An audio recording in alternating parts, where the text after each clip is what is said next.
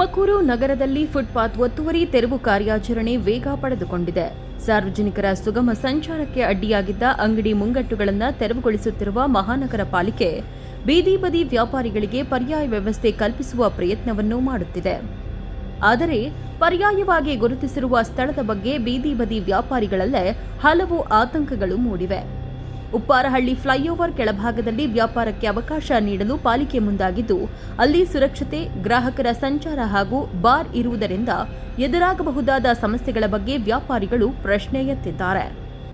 Railway station ಎದುರುಗಡೆನೇ ಇರೋದು tea hotel ಸ್ವಾಮಿ, ನಾವು ಮಾಡ್ತಾ ಇರೋದು ಟೀ ಹೋಟ್ಲು. ಆದರೆ ಓಡಾಡೋಕ್ಕೆ ಫುಟ್ಪಾತ್ಗೆ ಜಾಗ ಬಿಟ್ಟಿದ್ದೀವಿ, 6 ಅಡಿ ಜಾಗ ಬಿಟ್ಟಿದ್ದೀವಿ. ನಾವು 3 ಅಡಿ ಜಾಗದಾಗ ಜೀವನ ಮಾಡ್ತಾಯಿದ್ದೀವಿ. 15-20 ವರ್ಷದಿಂದ ಅಲ್ಲೇ ವ್ಯಾಪಾರ ಮಾಡ್ತಾ ಇರೋದು. ಇವತ್ತಿನ ದಿವಸ ಬಂದು ಅಂಗಡಿ ತೆಗೀರಿ ಅಂದರೆ ನಮ್ಮ ಜೀವನ ಏನಾಗಬೇಕು? ನಾವು ಯಾರಿಗೂ ತೊಂದರೆ ಕೊಡ್ತಿಲ್ಲ. ಪೊಲೀಸವ್ರಿಗಾಗಲಿ, ಟ್ರಾಫಿಕ್ಗಾಗಲಿ, ಜನಕ್ಕಾಗಲಿ ತೊಂದರೆ ಒಬ್ರಿಗೂ ನಾವು ಕೊಡ್ತಾ ಇಲ್ಲ. ಇವತ್ತುವರೆಗೂ ನಾವು ಅದೇ ರೀತಿ ನಡ್ಕೊತಾ ಇದ್ದೀವಿ. ಅದೇ ರೀತಿ ಜಾಗ ನಮ್ಗೆ ಅಲ್ಲೇ ಮಾಡಿಕೊಡಿ. ಈ ಜಾಗದಾಗ ನಮ್ಗೆ ಯಾರು ಬಂದು ವ್ಯಾಪಾರ ಮಾಡ್ತಾರೆ? ಒಂದು ದಿನಕ್ಕೆ 1 ಲೀಟ್ರ್ ಹಾಲು ಹೋಗಲ್ಲ. ನಾವು ಏನು ಜೀವನ ಮಾಡೋಣ? ನಾನಿರೋದು ಒಂಟಿ ಅಂಗವೈಕಲೆ. ನನ್ನ ಮಗನ ಓದಿಸ್ಬೇಕು, ಸಾಲ ತೀರಿಸ್ಬೇಕು. ನಾನು ಎಲ್ಲೂ ಹೋಗಿ ಸಾಯ್ಲಿ, ನನ್ನ ಜಾಗ ನನಗೊಂಚೂರು ಮಾಡಿಕೊಡಿ. ನಾವು ಹೆಂಗಸ್ರುಗಳು ರೈಲ್ವೆ ಸ್ಟೇಷನ್ ಮುಂದೆ ಇದ್ದರೆ ನಮ್ಗೊಂಚೂರು ಸೇಫ್ಟಿ ಇರುತ್ತೆ. ಇಲ್ಲಿ ಯಾರು ಸೇಫ್ಟಿ ಐತೆ? ನಮಗೆ ಹುಡುಗರೆಲ್ಲ ಬರ್ತಾರೆ, ನಮ್ಮ ಮೇಲೆ ಜಗಳ ಮಾಡ್ತಾರೆ. ನಾವು ಎಲ್ಲೂ ಹೋಗೋಣ? ಇಲ್ಲ ಸ್ವಾಮಿ, ರೈಲ್ವೆ ಸ್ಟೇಷನ್ ಎದುರುಗಡೆ ಪೂರ್ತಿ ಗಾಡಿಗಳು ಒಂದು 10,000 ಗಾಡಿ ನಿಂತ್ಕೊಂತ ಇದ್ದಾವೆ. ಗಾಡಿ ಎಲ್ಲ ತೆಗೆದ್ರೆ ಫುಟ್ಪಾತಾಗಿ ಜನನೂ ಓಡಾಡ್ಬೋದು. ಒಂದು ಗಾಡಿ ನಿಲ್ಲಿಸ್ದಂಗೆ ತೆಗೆದುಬಿಟ್ರೆ ನಮ್ಮ ಅಂಗಡಿಗಳು ಸಾಲ್ಗೂ ಹಾಕೊಟ್ಬಿಟ್ರೆ ಸಾಕು. ನಮ್ಮ ಹೆಂಗಸರಿ ಮಕ್ಕಳುಗಳಿಗೆ ಜೀವನ ಮಾಡೋಕೆ ಒಂಚೂರು ದಾರಿ ಮಾಡಿಕೊಡಿ. ಹೌದು, ತುಮಕೂರು ನಗರದ ರೈಲ್ವೆ ಸ್ಟೇಷನ್ ರಸ್ತೆಯಲ್ಲಿ ಫುಟ್ಪಾತ್ ಒತ್ತುವರಿ ತೆರವು ಕಾರ್ಯಾಚರಣೆ ನಡೆಸಲಾಗಿದೆ. ಫುಟ್ಪಾತ್ ಮೇಲೆ ಅಂಗಡಿಗಳನ್ನು ಇಟ್ಟು ವ್ಯಾಪಾರ ಮಾಡುತ್ತಿದ್ದ ಬೀದಿ ಬದಿ ವ್ಯಾಪಾರಿಗಳ ಸ್ಥಳ ತೆರವುಗೊಳಿಸಲಾಗಿದ್ದು, ಸಾರ್ವಜನಿಕರ ಓಡಾಟಕ್ಕೆ ಅನುಕೂಲವಾಗುವಂತೆ ಫುಟ್ಪಾತ್ ಮುಕ್ತಗೊಳಿಸುವ ಪ್ರಯತ್ನ ನಡೆದಿದೆ. ಆದರೆ ವರ್ಷಗಳಿಂದ ಇದೇ ಜಾಗದಲ್ಲಿ ವ್ಯಾಪಾರ ಮಾಡಿಕೊಂಡು ಜೀವನ ನಡೆಸುತ್ತಿದ್ದ ವ್ಯಾಪಾರಿಗಳಿಗೆ ಪರ್ಯಾಯ ವ್ಯವಸ್ಥೆ ಕಲ್ಪಿಸುವುದು ಪಾಲಿಕೆಗೆ ಮತ್ತೊಂದು ಸವಾಲಾಗಿದೆ. ಫುಟ್ಪಾತ್ನಿಂದ ತೆರವುಗೊಳಿಸಲಾದ ಬೀದಿ ಬದಿ ವ್ಯಾಪಾರಿಗಳಿಗೆ ಉಪ್ಪಾರಹಳ್ಳಿ ಫ್ಲೈಓವರ್ ಕೆಳಭಾಗದಲ್ಲಿ ಸ್ಥಳಾವಕಾಶ ಕಲ್ಪಿಸಲು ಪಾಲಿಕೆ ಮುಂದಾಗಿದೆ. ಈ ಸ್ಥಳವನ್ನು ತುಮಕೂರು ಮಹಾನಗರ ಪಾಲಿಕೆ ಆಯುಕ್ತರಾದ ಶುಭಾ ಅವರು ಭೇಟಿ ನೀಡಿ ಪರಿಶೀಲಿಸಿದ್ದಾರೆ. ಆದರೆ ಉಪ್ಪಾರಹಳ್ಳಿ ಫ್ಲೈಓವರ್ ಕೆಳಭಾಗದಲ್ಲಿ ವ್ಯಾಪಾರ ಮಾಡಲು ಕೆಲವು ಬೀದಿ ಬದಿ ವ್ಯಾಪಾರಿಗಳು ಹಿಂದೇಟು ಹಾಕುತ್ತಿದ್ದಾರೆ. ಸ್ಥಳದ ಸಮೀಪದಲ್ಲೇ ಬಾರ್ ಇರುವುದರಿಂದ ಮದ್ಯಪಾನ ಮಾಡುವವರಿಂದ ಗಲಾಟೆ ನಡೆಯುವ ಸಾಧ್ಯತೆ ಇದೆ. ಮಹಿಳೆಯರು ಹಾಗೂ ಕುಟುಂಬ ಸಮೇತ ಬರುವ ಗ್ರಾಹಕರಿಗೂ ಇದು ಸಮಸ್ಯೆಯಾಗಬಹುದು ಎಂಬ ಆತಂಕವನ್ನ ವ್ಯಾಪಾರಿಗಳು ವ್ಯಕ್ತಪಡಿಸಿದ್ದಾರೆ. ಹೀಗಾಗಿ ರೈಲ್ವೆ ಸ್ಟೇಷನ್ ಮುಂಭಾಗದಲ್ಲಿರುವ ದ್ವಿಚಕ್ರ ವಾಹನಗಳ ಪಾರ್ಕಿಂಗ್ ಪ್ರದೇಶದಲ್ಲಿ ವ್ಯಾಪಾರಕ್ಕೆ ಅವಕಾಶ ನೀಡಬೇಕು ಎಂದು ಕೆಲ ವ್ಯಾಪಾರಿಗಳು ಮನವಿ ಮಾಡಿದ್ದು, ಕನಿಷ್ಠ ಮಹಿಳಾ ವ್ಯಾಪಾರಿಗಳಿಗಾದರೂ ಸುರಕ್ಷಿತ ಸ್ಥಳದಲ್ಲಿ ವ್ಯವಸ್ಥೆ ಮಾಡಬೇಕು. ಪುರುಷ ವ್ಯಾಪಾರಿಗಳಿಗೆ ಬೇರೆ ವ್ಯವಸ್ಥೆ ಮಾಡಬಹುದು ಎಂಬ ಬೇಡಿಕೆಯು ವ್ಯಾಪಾರಿಗಳಿಂದ ಕೇಳಿಬಂದಿದೆ.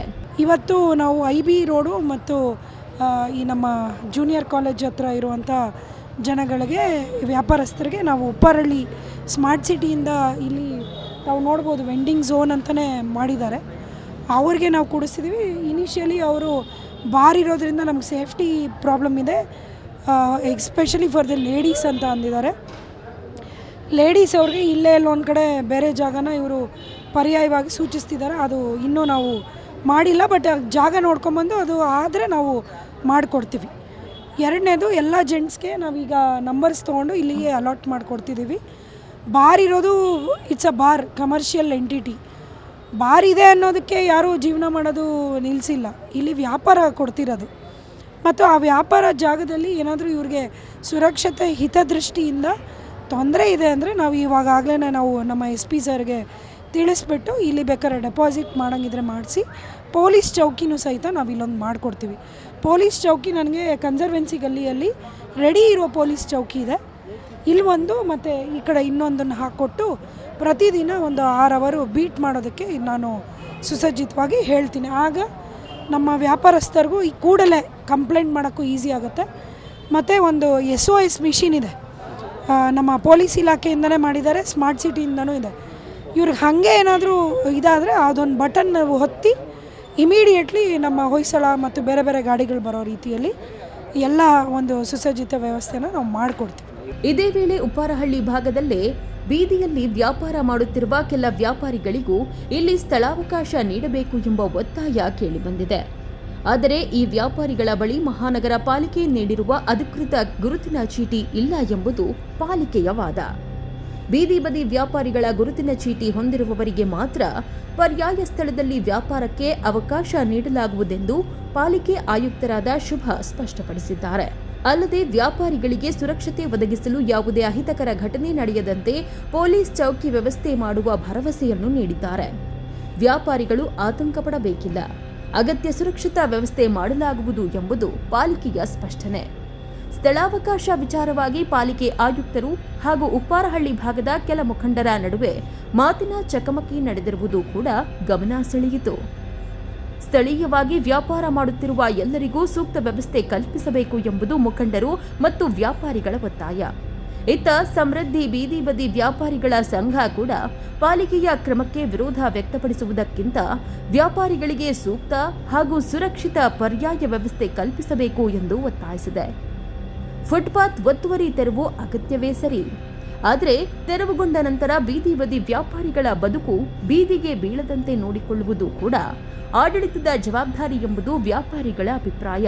ಈ ದಿನ ಸುಮಾರು ಒಂದು ವಾರದಿಂದ ತಾವು ನೋಡ್ತಾ ಇರ್ಬೋದು, ಎಲ್ಲ ನಗರದಲ್ಲೂ ಕೂಡ ಹೇಳಿರೋದು ಯಾರ್ಯಾರು ಫುಟ್ಪಾತ್ ಅಪ್ರೋಚ್ ಮಾಡಿ ಒತ್ತುವರಿ ಮಾಡಿದಾರೋ ಪರ್ಮನೆಂಟ್ ಸ್ಟ್ರಕ್ಚರ್ ಇರೋರನ್ನ ತೆರವು ಮಾಡಿ ಅಂತೇಳಿ ಸ್ಪಷ್ಟವಾದ ಸರ್ವೋಚ್ಚ ನ್ಯಾಯಾಲಯದ ಆದೇಶ ಇದೆ.